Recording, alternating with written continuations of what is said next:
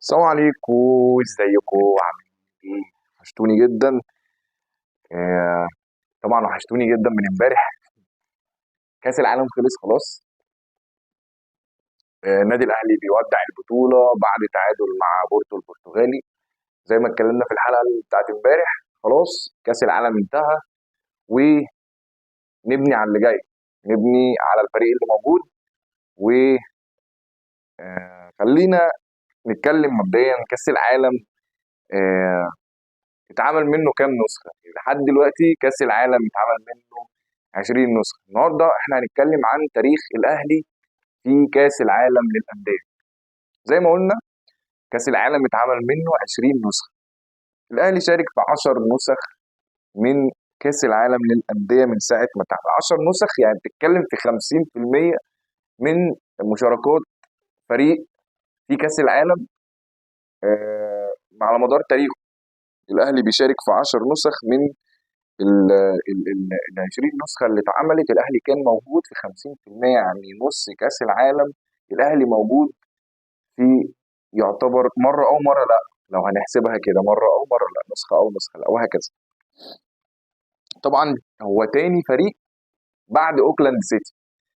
أوكلاند سيتي هو فريق نيوزيلندي بيلعب في الدوري الأسترالي للرجال، فطبعا هو فريق ضعيف جدا، وفي نفس الوقت بيلعب في بطولة هي البطولة الأضعف في دوريات الابطال على مستوى العالم، ان هو دايما بياخدها ودايما بيشارك في كاس العالم. فريق اوكلاند شارك من 2007 لحد دلوقتي 13 مره، لحد المره اللي احنا بتاعت 2025 13 نسخه مشارك في كاس العالم. ولكن نادي اوكلاند سيتي هو نادي نيوزيلندي زي ما قلنا، بيشارك في الدوري الاسترالي، وبيشارك في بطوله او في دوري ابطال اوكيانوسيا. آه، هي بطولة ضعيفة، مش زي دوري أبطال أوروبا ولا دوري أبطال أفريقيا ولا الكونكاكاف ولا كل الدوريات الأبطال اللي احنا بنشوف فيها فرق عملاقة بتقابل بعض علشان خاطر في الآخر يفوز فريق فيروح لكأس العالم.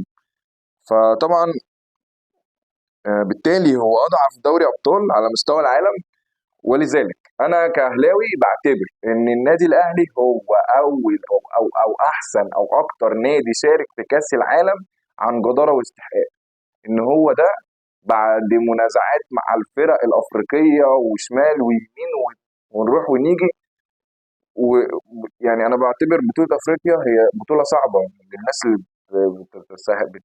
بتستسهل بطوله دوري ابطال افريقيا وتقول لك دي بطوله سهله. لا، يعني يا ريتنا بنلعب في دوري ابطال اوروبا. يعني كاهلي مش هنشوف التعب والمعاناه، وبتلعب في دوله آه، حر، بعديها بشويه بتلعب في بلدك، بعد كده بتروح في دوله تانية الجو بتاعها بروده. فانت بتلعب في درجات حراره صعبه جدا، وبتلعب في اجواء صعبه. فانت بالتالي بتروح كاس العالم بعد ما بتاخد دوري ابطال افريقيا. فانا كاهلاوي هعتبر نفسي ان انا اكتر فريق في العالم لعب او راح كاس العالم للانديه، شارك في كاس العالم للانديه. خلونا نقول او يعني نرصد لحضراتكم. الاهلي شارك في كاس العالم لاول مره كانت في 2005، وبعديها 2006 و2008 و2012 و13. بعد كده غبنا، والمره اللي كسبنا فيها الزمالك في 2019 البطوله اللي لعبناها في قطر سنه 2020. خلونا بس، يعني انا مش هقول نادي الزمالك تاني، انا هسميه الفريق الموقوس. يعني انا مش هقول غير كده، ومش هقول مش هذكر تاني اسم النادي ده غير لما يرجع تاني المركز التاني بتاعه، ان هو بعيد وبيشمت فينا، والجماهير بتشمت في الاهلي وحصلت المجموعه والحاجات اللي احنا بنشوفها على السوشيال ميديا دي. ولكن انا مش هسميه غير النادي الموقوس. بعد كده لما اجي اقول الموقوس تعرفوا ان انا بتكلم عن مين، لحد بقى اما ايه يرجع لمستواه تاني ويرجع لمركزه الطبيعي، المركز التاني، ساعتها ابقى ايه، ابقى انده باسمه يعني. خلونا بقى نقول بعد ما شفنا سنة 2005 و2006 و8 و12 و13 و2020. طبعا البطولة دي اتأجلت ل 21 عشان كان ساعتها في الفيروس كورونا. وبعد كده شاركنا في 22 و23 و24 واخيرا 25 بنظامها الجديد ده. تمام. خلونا نقول اكبر فوز للنادي الاهلي في كاس العالم كان 4-0 على الهلال السعودي سنه 2021. طبعا اكبر هزيمه اتهزمناها كان من نادي مونتيري سنه 2013. وطبعا الاهلي فاز 4-0 على الهلال، وفوزنا برضه على الاتحاد 3-1، وفوزنا على نادي اوراوا ريد فاز على الاهلي فاز عليه 4-2 في كاس العالم للانديه. فطبعا الاهلي بيكسب 4، اوراوا الياباني بيكسب الاتحاد 3-1، بيكسب الهلال 4-0، بيكسب الدحيل، بيكسب كتير، تعادل مع بورتو 4-4. في ناس بتسمع عن كاس العالم ان هو كام فرقه بتيجي تلعب وتمشي وخلاص، ما يعرفوش عنها حاجه يعني. خلونا بس نروح لتاريخ الاهلي، نركز شويه. في 2006 الاهلي بيفوز باول برونزيه ليه، مركز ثالث. بيفوز على مين بقى؟ على كلوب امريكا بهدف الماجيكو محمد ابو تريكه، اللي ساعتها على فكره في البطوله دي خد هداف البطوله. يعني انت عندك كده ابو تريكه في 2006 واخد هداف البطوله، ووسام ابو علي رجل المباراه بتاعت بورتو، اول لاعب عربي يسجل هاتريك في كاس العالم للانديه بنظامه الجديد. دي بحد ذاتها انجازات، تاريخ بيتكتب. احنا مش بنقول حاجه مش موجوده، ده تاريخ. مش هنركز او يعني مش نبص على حد بيتكلم وبيشمت او بيحفل على حاجه انت ما وصلتلهاش اساسا. خلينا نركز مع فرقتنا. الاهلي فاز كم مره في البطوله دي؟ طبعا البطوله زي ما قلنا اتعملت منها 20 نسخه.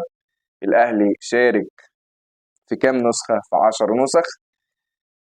الاهلي لعب كام ماتش بقى في البطوله دي؟ 28 ماتش. فاز في كام ماتش فيهم؟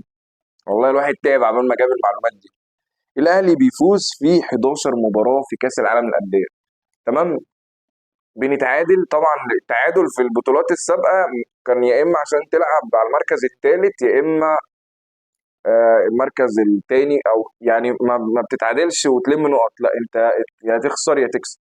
فكان الخساره للاهلي في 15 مباراه، والتعادل في البطوله الحاليه في 2025 في المجموعات. انت تعادلت مع انتر ميامي، وتعادلت مع بورتو البرتغال 4-4، 0-0 و4-4.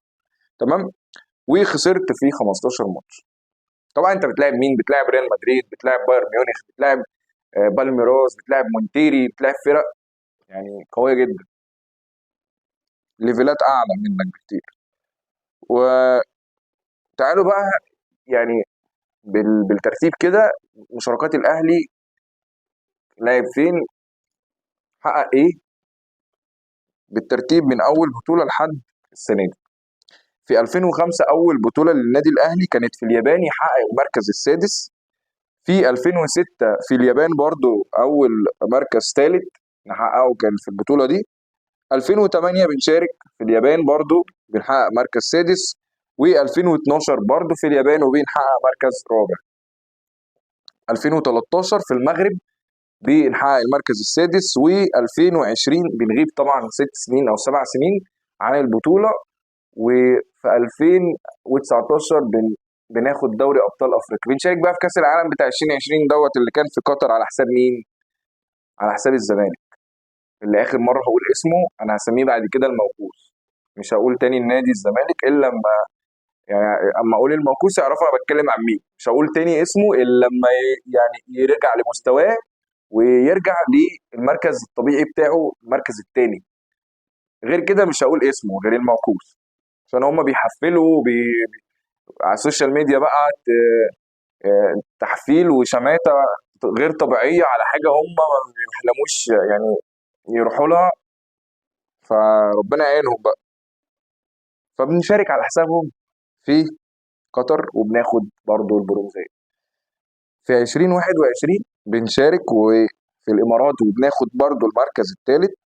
2022 في المغرب وبناخد مركز رابع. في البطولة دي بقى احنا شاركنا ليه؟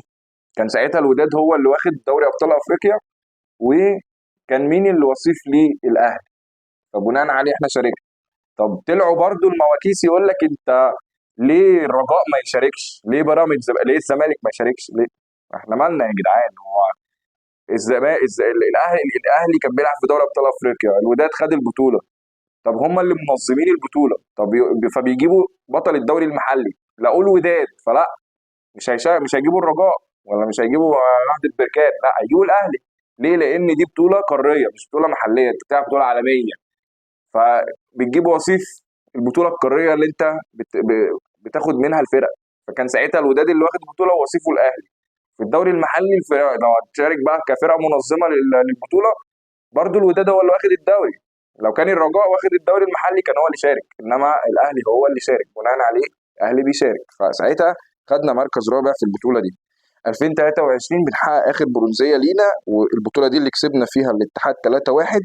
واخيرا 2025 بنخرج من دور المجموعات باداء مشرف جدا في ماتش عالمي بتعمله مع بورتو البرتغالي.